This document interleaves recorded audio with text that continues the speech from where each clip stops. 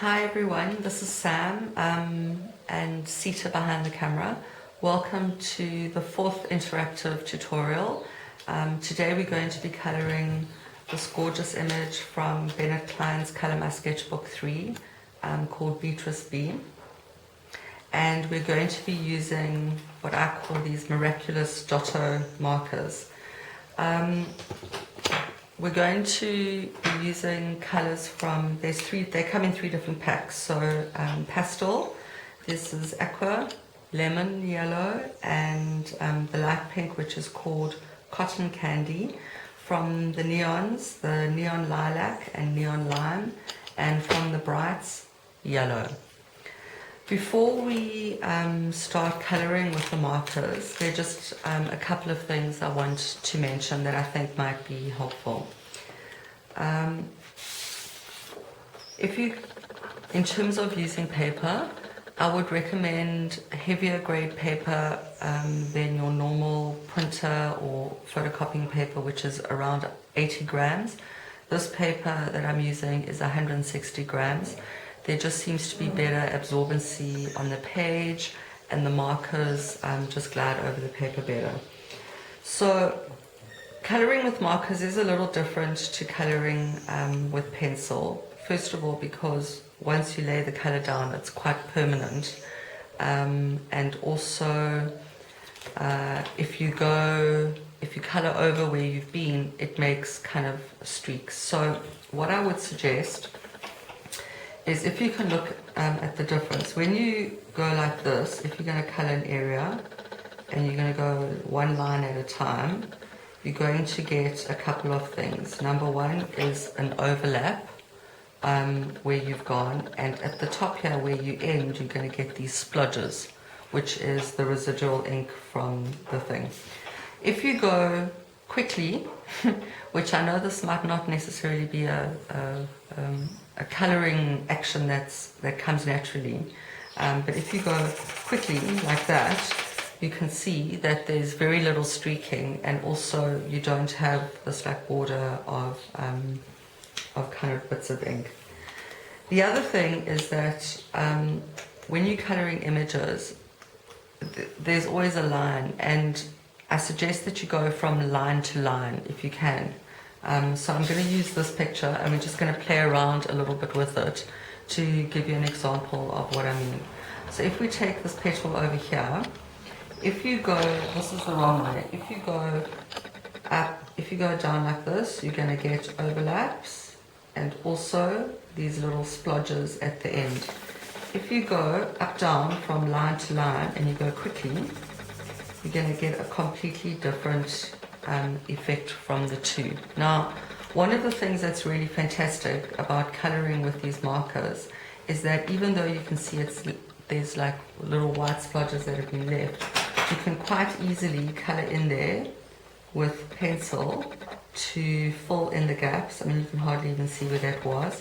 And also, if you want to try something different, you can use these white spaces to kind of bring in contrasting colour. So something like this, for example, which will give you an interesting effect. I would suggest with the markers that you practice a bit. You need to be looser with your colouring than you would with the pencil, and the more you do it, the better you'll see that you will actually get at it. It takes a little bit of confidence. We're not used to. When we colour with pencil, also the pace is slower, so it's very unusual that you would kind of colour like that with pencil, but that's actually the movement that's required for colouring with markers. That looks terrible. I hope that's just a little bit helpful in terms of getting you thinking about colouring with the markers. So this is where we're at. This is the first stage. What we're going to do is we're just going to lay down the base colour of the markers, and once we've done all of that, we'll start working in with pencil. The areas that haven't been done yet, these hands, the bee's wings, and these beads, we'll do with pencil, because with the markers there isn't really a right colour to lay down as the base colour, and also it's a nice mix of mediums. So we're going to start with our blank page, and a good place to start, I think, is with the leaves. So always nice to bring in contrasts of color. So for the leaves, we're going to use these two, which is the lime green and the aqua. Out of all these Giotto pens, this aqua I think is the most versatile. You can use it with yellow, green, blue. It's absolutely an amazing color. So I'm going to go through the first stages of kind of randomly putting in the first tone of green, and then we'll put in the second one. So where there are shapes that are kind of long and that you could do with these pens, these amazing conical nibs, which means you can do broad strokes. So that's very nice to be able to do that. And where, for example, we're going to do leaves, these ones, we're going to do them like that. So you can see each shape that you color requires a different application. And these pens are so versatile because they've got lovely pointy nibs that you can do small areas, broad ones on the side. So just going to go through this. These colors, the light colors, are also great. They don't streak, you know, and with this you don't need to be too precise or exact. Remember, what we're doing is we're laying down a base layer, and we're going to color over this with pencil. So and also where there are little white splodges, don't panic about that. It makes for very interesting coloring as we go along. I'm not being funny. For people with OCD, this might be a little bit difficult, but just push yourself. You know that I'm joking, right? Okay, so we're just going to put in a bit of green over here, mix and match up the leaves.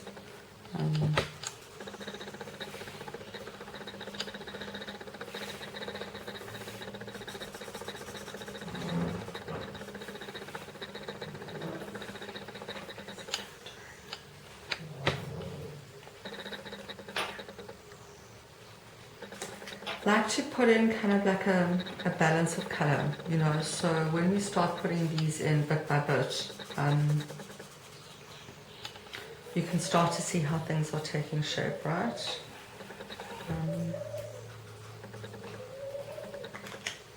Okay, I'm going to start with the other green now, the neon. This is a really lovely color. It just brings such zing.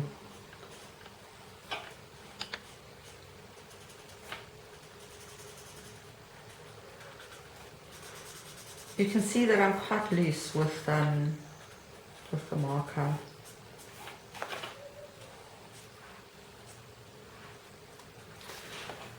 You want to obviously be careful about how you put the color in, but you don't want to be too tight with it. You want to, it's just like you're placing color, if that makes sense. And then also inside these, the flowers, the stamens, we're going to do them all in this lovely luminous green. These nibs are great. You can, you know, do smaller areas quite accurately.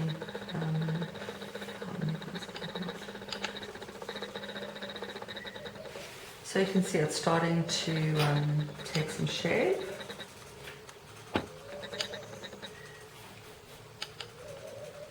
I'm not sure what that is, but I've made it a leaf.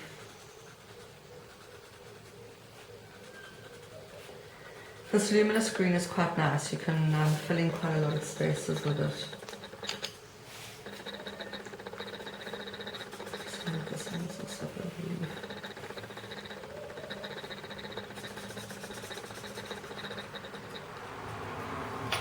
There, how's that looking? Starting to look good. We might find as we go to the next, as we start colouring in the flowers, that we've missed out a leaf or two. They'll all will be revealed. Okay, so then that's the first step. These are the two greens that we've done for that. And what we're going to do next is we're going to do some of the flowers. So using this lemon yellow, which is an incredibly forgiving color. We're going to do all the lilies. So with these ones, from line to line.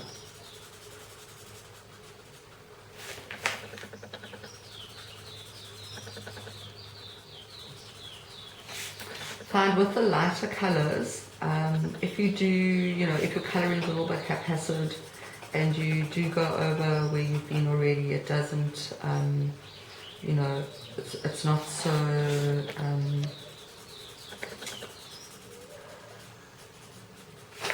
what's the word I'm looking for? It's not a problem. The other thing with markers is to try and do as far as possible. Like a once over pass with where you've coloured. It's where you start going backwards and forwards from the same area where you might find that the paper lifts or there's too much ink on the page. But if you can get into being able to do this, see, nice and loose, nothing perfect about what I'm doing. Controlled but loose, if that makes sense. Right? It's looking quite good. Also, by going edge to edge, if there are bits of residual ink that that come off the marker, it goes into the black line. It's not so visible as if you were doing streaking. Okay, here we go.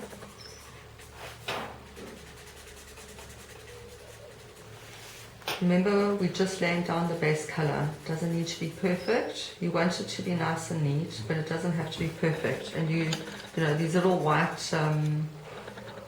splodges that you might find remain, or not splodges, sorry, like little spaces. Don't panic about them. We're going to fill them in with color.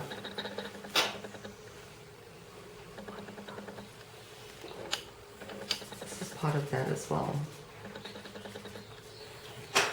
Okay, so there we've done the light yellow. That looks quite cool. Next thing we're going to do is we're going to do the roses. We're going to use the cotton candy, and this is quite an interesting shape because it's not so simple. So what I like to do is just find my outside line so that it just defines what I'm doing, and then go again from side to side and color like that. Yeah. Okay, so just find, outline the space quickly. It's so weird to do it like this. You think, oh, I'm coloring across all the lines, but that's what we're doing.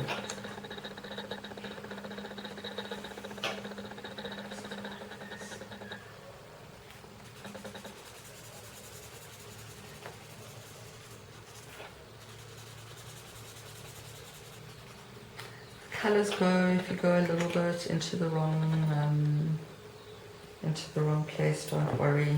I've just seen it this. I'm done. Just can't get all these done.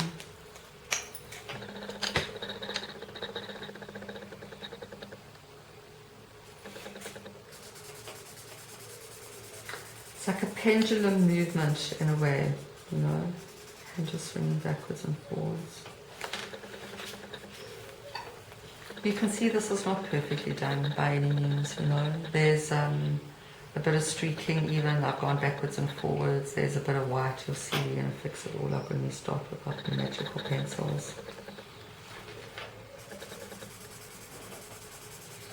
Also, what I love about this is when you colour over the space like this, it really shows all the grayscale. You can see so nicely and clearly where and what you're colouring. So it's kind of like it really highlights everything.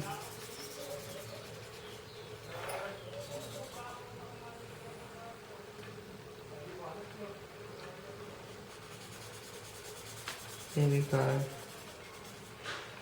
I think we've done all the roses now. Oh, there's one at the top now.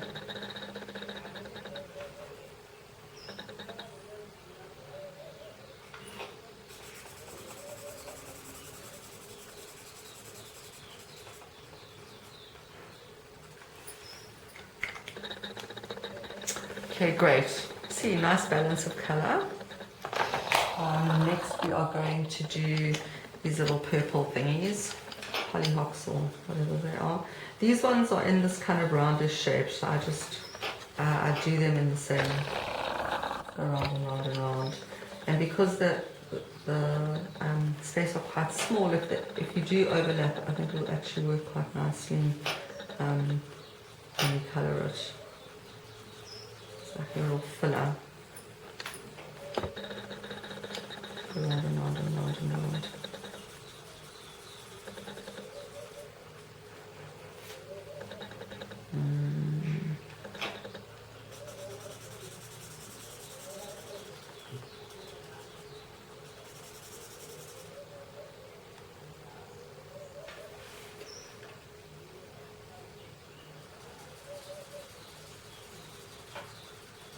Round and round and round is quite a natural colouring for me. Okay, and this piece as well.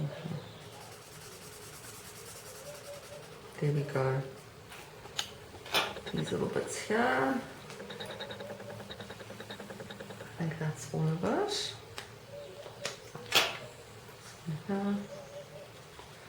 Again, just bring in a bit of this and a bit of that. And we're almost done with our flowers. And then just to close off and finish off the bunch, we're going to put in this lovely bright yellow. Also, oh, the most amazing color. You can just color over it. It's so forgiving. Don't have to be precise or exact at all. Add a nice little zing.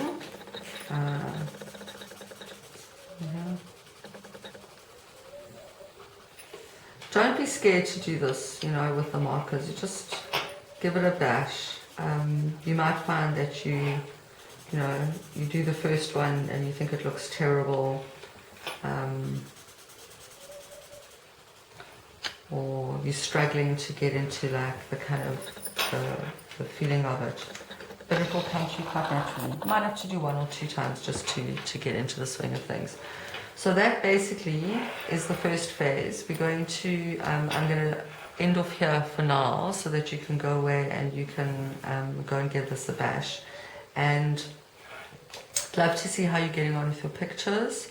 We'll catch up with you in a bit.